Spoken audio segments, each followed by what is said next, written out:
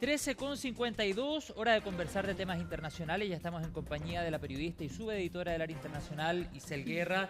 Isel, bienvenida, muy buenas tardes. Vamos a comenzar hablando sobre algo que también ya abordábamos al inicio del programa, la afectación a las consecuencias en materia energética que está dejando el conflicto, la guerra en Medio Oriente. ¿Qué tal? Bienvenida, Isel. Hola, José. Sí, durante esta jornada el precio del petróleo alcanzaba los $114 en algún momento, la cotización del crudo Brent durante esta jornada. A esta hora se mantiene en $111 el precio del barril de crudo Brent y queda cuenta, por cierto, también de los efectos en los mercados a raíz de los ataques más recientes que se han visto en estas últimas horas allá en Medio Oriente, particularmente con ataques que lanzaba Israel contra el yacimiento de gas natural, el más grande del mundo, South Pars, que pertenece a Irán y que es compartido con Qatar, y que si bien durante estas últimas horas desde el régimen aseguraban que este incendio está bajo control, efectivamente se reportaban algunos daños a la infraestructura, pero sin heridos. Bueno, eso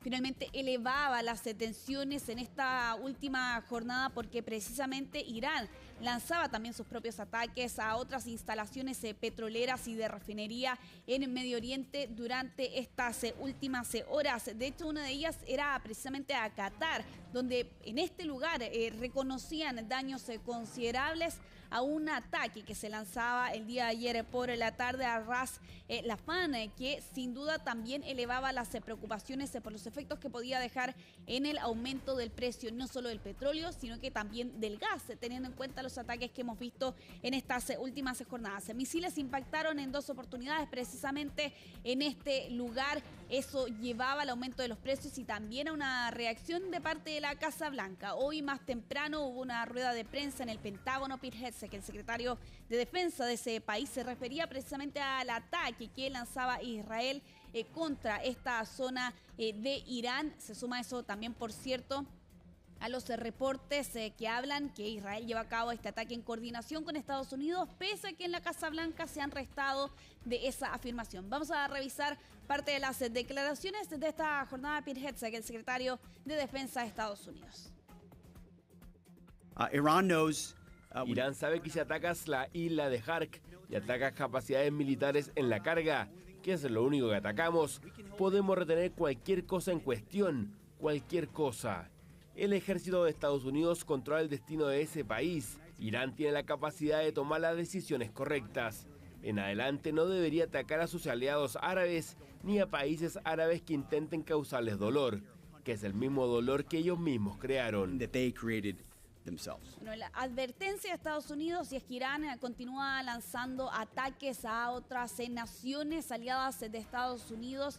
De hecho, sin ir más lejos, durante esta jornada se han reportado ataques en Kuwait, también contra infraestructura energética. Bueno, uno de los debates entonces, yo se los planteaba respecto a si es que efectivamente Estados Unidos no participó de este ataque que veíamos el día de ayer, pero también otro de los debates que se ha tomado en la agenda durante este día es respecto al financiamiento de este conflicto de parte de Estados Unidos, porque hay reportes que hablan de la necesidad de la nación norteamericana de $200.000 millones para el Pentágono, para precisamente poder sostener esta guerra que ya se extiende por más de 2 semanas y media. Vamos a ir avanzando en esta revisión en medio de esta escalada regional que hemos visto en estas últimas horas. Arabia Saudita también ha sido objeto de ataques iraníes durante estas últimas horas. En Riyadh, 2 refinerías allí en la capital saudí han sido objeto de ataques, y lo que ha llevado finalmente a las autoridades de este reino a anunciar declaraciones bastante tajantes de que se reservan el derecho a tomar acciones militares. A eso además se suman también otros países como Qatar. El primer ministro de esta nación aseguraba que es una escalada muy peligrosa por parte de los iraníes este ataque a Ras Laffan que les mencionaba anteriormente, y por tanto deben cesar de inmediato los ataques, porque la diplomacia debe basarse en el respeto mutuo en lugar de la agresión. Son parte de las declaraciones de las otras naciones que se han visto involucradas en este conflicto, y particularmente Arabia Saudita, que ahora directamente apunta a la posibilidad de involucrarse más directamente en esta guerra. Vamos a revisar las declaraciones que pronunciaba en estas últimas horas el ministro de Asuntos Exteriores de este país. Creo que esa es la señal más clara de la postura de Irán respecto a la diplomacia. no creen en el diálogo con sus vecinos, intentan presionarlos, y lo que puedo afirmar categóricamente es que eso no va a funcionar. El reino no va a ceder ante la presión. Por el contrario, esta presión será contraproducente políticamente, será contraproducente moralmente, y ciertamente, como hemos declarado con toda claridad, nos reservamos el derecho a emprender acciones militares si se considera necesario, y llegado el momento, el liderazgo del reino tomará la decisión necesaria. Bueno,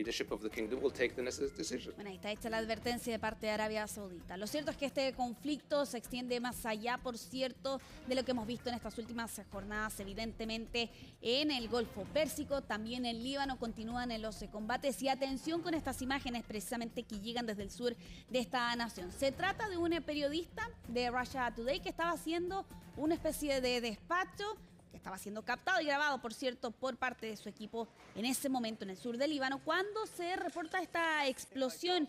Steve Switney y su camarógrafo Ali Rida tienen que reaccionar dentro de lo que pueden, evidentemente, ante este hecho que estaba siendo grabado cuando señalan en este relato, un avión israelí disparó un misil cerca del puente Al-Qasimi, ya cerca de una base militar local. Aquí este medio prorruso ha acusado directamente de un ataque deliberado, apuntando además, y lo ven ustedes en las imágenes, que precisamente el periodista estaba utilizando, ¿no?, allí las credenciales que lo acreditan como parte de los medios de comunicación. Bueno, ambos resultaron heridos, están conscientes tras haber recibido atención médica en un hospital local, pero lo cierto es que esto da cuenta, por lo demás, de la evidente escalada en este conflicto, particularmente en Líbano, donde ya se reportan más de 1.000 personas fallecidas solo en esta nación, en los combates que hemos visto entre Israel y Hezbollah, ¿no?, esta milicia chiita libanesa, ha sido respaldada en su momento por el régimen iraní, que precisamente lanzaba estos ataques en una especie de venganza, lo que había sido el asesinato del ayatolá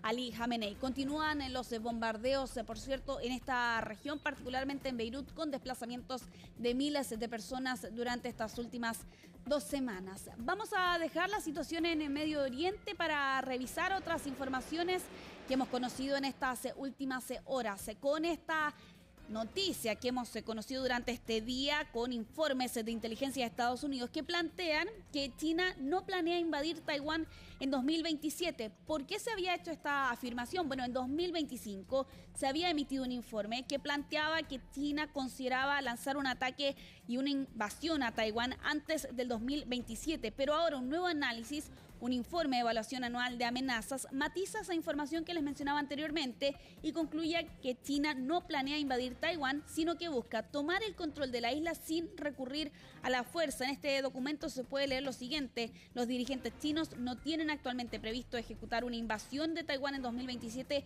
ni cuentan con un calendario fijo para lograr esa denominada unificación. Han sido años de intimidación, por cierto, de parte del régimen de Xi Jinping, con ejercicios chinos más bien, que ha lanzado precisamente este país sobre esta región, e incluso con otras naciones que se han visto involucradas en medio de las tensiones. Podemos recordar las declaraciones de la primera ministra de Japón, Sanae Takaichi, que hacía alusión precisamente al rol que eventualmente podría tener este país si es que China llegaba a lanzar un ataque contra Taiwán. Se matiza entonces esa información que se conocía desde el año pasado, pero todo esto en medio, por cierto, también de declaraciones directas que han lanzado desde el régimen chino respecto de Taiwán, a quien consideran una provincia rebelde que están dispuesta a reunificar por la fuerza, señalaban también en los diferentes estatutos. Vamos a cambiar totalmente de tema para hablar de noticias mucho más amenas, con este ranking de la felicidad mundial, y Finlandia, que nuevamente aparece como el país más feliz del mundo por 9º año, y en el podio también lo acompañan otras naciones vecinas, Islandia y Dinamarca. Ese es el reporte que entrega aquí Gallup, así como también el Centro de Investigación del Bienestar de la Universidad de Oxford, en este informe anual sobre la felicidad global. Por 9º año consecutivo, Finlandia consigue entonces ser la nación más feliz del mundo. Eso ya se establece, por cierto, también como un récord, pero también lo acompañan otros países. Costa Rica, nuestra región, que de hecho es la única dentro que está de este top 10, también se consagra como una de las naciones más felices del planeta. Atención con Israel, está en el puesto 8 dentro de los 10 más felices y nuestro país también allí está considerado dentro del top 50. Ese es el ranking que se ha hecho, considera al menos variables del PIB per cápita, así como también consideraciones sobre la libertad en cada uno de estos países. Se hace una especie de promedio de los últimos 3 años para finalmente definir y que algunos eventos en específico no modifiquen tanto precisamente lo que son las reseñas de estas naciones. Vamos a ir cerrando esta revisión internacional con estas imágenes. Llegan desde Australia y esta zarigüeya que apareció de manera sorpresiva entre peluches en una tienda, José. Esto ocurrió en el aeropuerto de Tasmania y un pasajero estaba curioseando ahí en esta tienda de regalos cuando hace este descubrimiento sorprendente, porque no era un peluche lo que estaba viendo. Lo ven ustedes en las imágenes, efectivamente era una zarigüeya de cola cepilla, vivita y coleando. Estaba allí junto a los peluches de canguros, de dingos y de demonios de Tasmania. Bueno, allí la imagen entonces para ir cerrando esta revisión internacional desde Australia. Claro, justo se ubicó en algunos peluches que tenían colores similares, sí, o tal vez ciertas características parecidas a ella, tal vez encontrando refugio, probablemente estaba perdida y desorientada. Seguramente. Sí. Fue Bueno, escoltada fuera de la tienda. Fue puesta a salvo. Sí. Bien, Isel Guerra, gracias por la información y por esa imagen para terminar el bloque internacional. Que tengas una buena tarde. Igualmente, José, que estés muy bien. Gracias, Isel. Nos vemos en la próxima.